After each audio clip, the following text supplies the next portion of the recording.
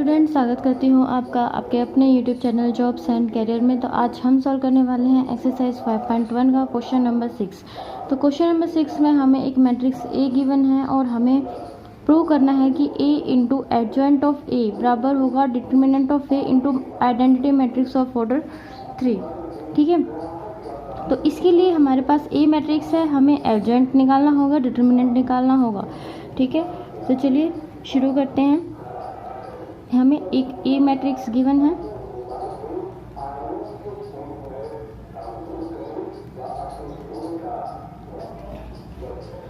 तो हम इसका डिटर्मिनेंट यहीं से निकाल लेते हैं क्योंकि डिटर्मिनेंट की फॉर्म में तो लिखेंगे ही।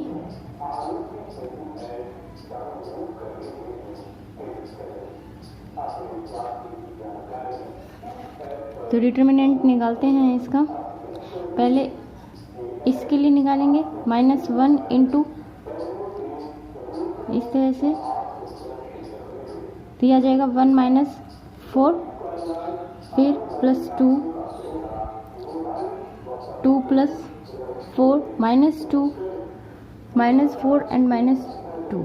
ओके स्टूडेंट्स, तो ये आ जाएगा इसका डिटर्मिनेंट्स 3 + 12 + 12 = 27। अब हमने इसका डिटर्मिनेंट निकाल लिया है, तो इसका एडजॉइंट के लिए हम इसके कोफैक्टर्स निकालेंगे। कोफैक्टर्स निकालने के लिए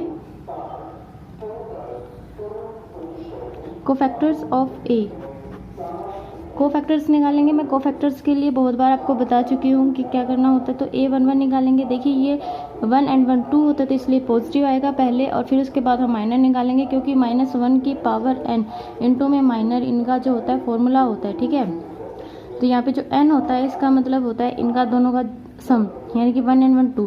जब -1 की पावर 2 हो जाती है तो इसका मतलब ये 1 हो जाता है। ठीक है, तो a11 यानी कि हमें इसके लिए निकालना है, तो आप इसकी कॉलम और इसकी रो को छोड़ दीजिए और इन मल्टीप्लाई करके इनका माइनर निकाल लीजिए। ठीक है, तो हमारे पास जो बच गए 1 -2 -2 एंड 1, तो इनका माइनर आ जाएगा 1 एंड -4, ये आ जाएगा -3। इसी तरह से हम a12 निकालेंगे, तो a12 हमारे पास आ जाएगा -6, a13 हमारे पास आ जाएगा -6, a21 हमारे पास आ जाएगा 6 और a22 हमारे पास आ जाएगा 3, a23 हमारे पास आ जाएगा -6, a31 आ जाएगा 6 एंड a32 आ जाएगा -6। ठीक है, अब हम इसमें इसका एडजॉइंट निकालेंगे। a33 भी निकालना है, a33 आ जाएगा 3। तो एडजॉइंट हमारे पास क्या हो जाएगा, adjoint of A is equal to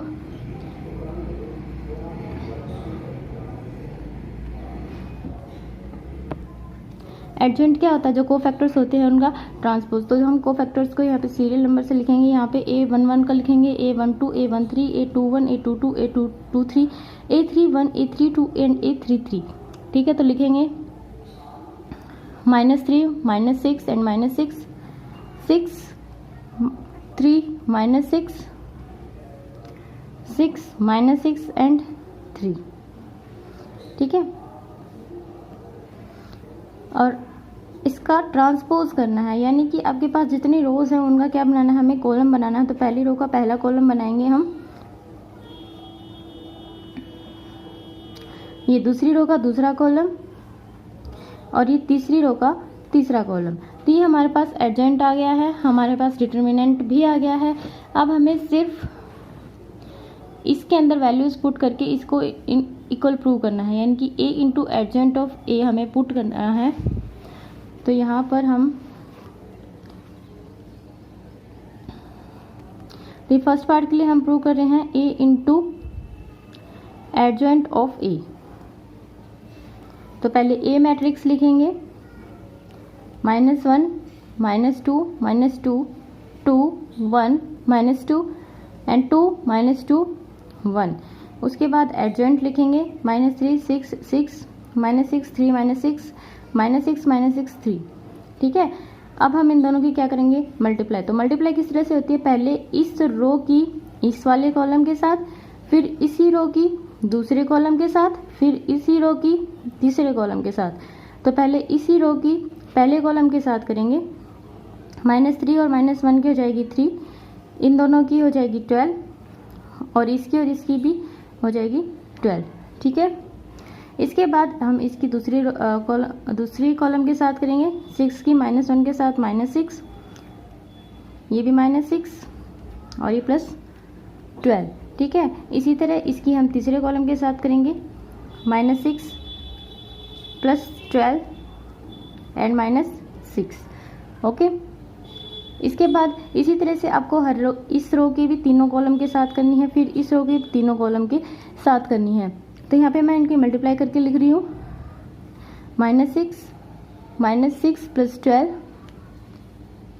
12 +3 +12 12 -6 -6 -6 +12 -6 12 -6 -6 and 12 +12 +3। तो ये आ जाएगा हमारे पास 27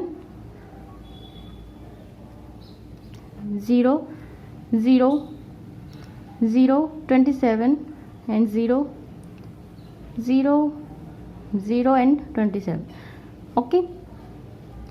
तो अब हमें करना क्या है, इसमें से हम 27 को क्या निकाल लेंगे, कॉमन निकाल लेंगे। तो अंदर हमारे पास जो बचेगा वो आइडेंटिटी मैट्रिक्स बच जाएगा। अब देखिए 27 किसकी वैल्यू है, डिटर्मिनेंट ऑफ ए की। डिटर्मिनेंट ऑफ ए की क्या वैल्यू है, 27, ठीक है। तो इसकी जगह मैं क्या लिखूंगी, डिटर्मिनेंट ऑफ ए, और ये हमारे पास आइडेंटिटी मैट्रिक्स है कितने ऑर्डर का, 3 × 3 ऑर्डर का है ना, तो 3 ऑर्डर का ये आइडेंटिटी मैट्रिक्स है, ठीक है। 3 रोज एंड 3 कॉलम्स, यही हमें प्रूव करना था फर्स्ट पार्ट के लिए, तो हैंस प्रूव्ड। अब करेंगे इसका सेकंड पार्ट। इसके सेकंड पार्ट में हमें एडजॉइंट ऑफ ए प्रूव करना है, 3 × ए का ट्रांसपोज। तो एडजॉइंट ऑफ ए जो हमने निकाला था वो हमारे पास कितना आया था, एडजॉइंट ऑफ ए हमारे पास आया था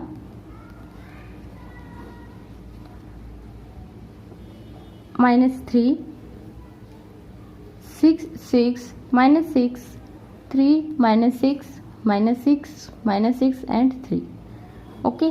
तो अब देखिए हमें इसको 3 × ए का यानी कि 3 तो हमें इसके अंदर से कॉमन लेना ही पड़ेगा, उसके बाद ए का ट्रांसपोज आना चाहिए, ना कि ए मैट्रिक्स, ए का ट्रांसपोज आना चाहिए। सबसे पहले हम इसमें से 3 कॉमन लेते हैं, यहाँ पे क्या बचेगा, -1 2 2 -2 1 -2 -2 -2 एंड 1।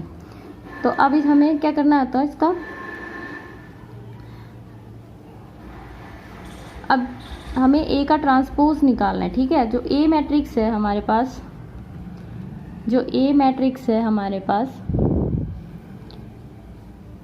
वो थी -1 -2 -2 2 1 -2 2 -2 1। तो जब हम इसका ट्रांसपोज निकालेंगे तो वो कितना हो जाएगा, हर रो का आपको हर कॉलम बनाना है, -1 -2 -2 2 1 -2 2 -2 एंड 1, ओके। तो ये ए का ट्रांसपोज आ गया। अब इसको और इसको देखिए, तो यहाँ पर ये स्टेप आपको पहले करना होगा इससे, ठीक है, मैंने तो बीच में स्किप कर दिया था। तो इसको यहाँ पे हम फर्स्ट मानेंगे एंड यहाँ पे लिखेंगे 3 × ए का ट्रांसपोज फ्रॉम फर्स्ट, ठीक है, और यहाँ पे फिर लिखेंगे हैंस प्रूव्ड।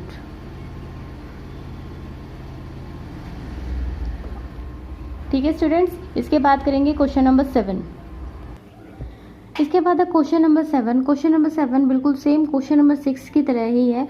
देखिए हमें इसमें प्रूव करना है कि ए इंटू एडजॉइंट ए हो या फिर एडजॉइंट ए इंटू ए हो, वो हमें determinant of A into identity matrix of 4 to 3 के इक्वल प्रूव करना है। तो हमारे पास यहाँ पर हमें ए मैट्रिक्स गिवन है, यहाँ से हम इसका डिटर्मिनेंट निकाल लेंगे, ठीक है। ये फॉर्मूलेज मैं आपको पहले ही बता चुकी हूँ। इसके बाद कोफैक्टर्स निकालेंगे एडजॉइंट के लिए, तो कोफैक्टर्स इस तरह से सारे आप कोफैक्टर्स निकाल लेंगे, एडजॉइंट निकालना है इसके लिए, और इसके बाद हम इसका एडजॉइंट निकालेंगे। तो कोफैक्टर्स का ट्रांसपोज होता है, तो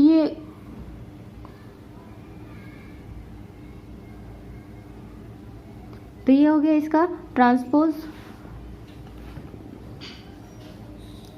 ठीक है, और ये हमारे पास एडजेंट ए आ गया। अब मैंने ए की मल्टीप्लाई करके दिखाई है, जैसे ए इंटू एडजेंट ए की हम मल्टीप्लाई करते हैं तो वो हमारे पास इस तरह से आ जाती है, और फिर मैंने 29 उसमें से कॉमन ले लिया। इसी तरह से अगर आप चाहें कि जैसे इसने दे रखा है ना कि दोनों के लिए प्रूव करना है, तो एक बार एडजेंट ए को आगे लिख के भी प्रूव करना है, ठीक है। तो यहाँ पे 2 मल्टीप्लाइज आपको करनी होगी।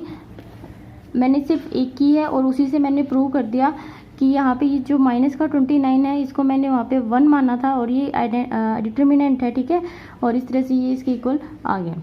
बस इतना ही करना है। इसका सेकंड पार्ट भी आपको सेम इसी तरह से करना है। इसका थर्ड पार्ट मैं आपको करा देती हूँ।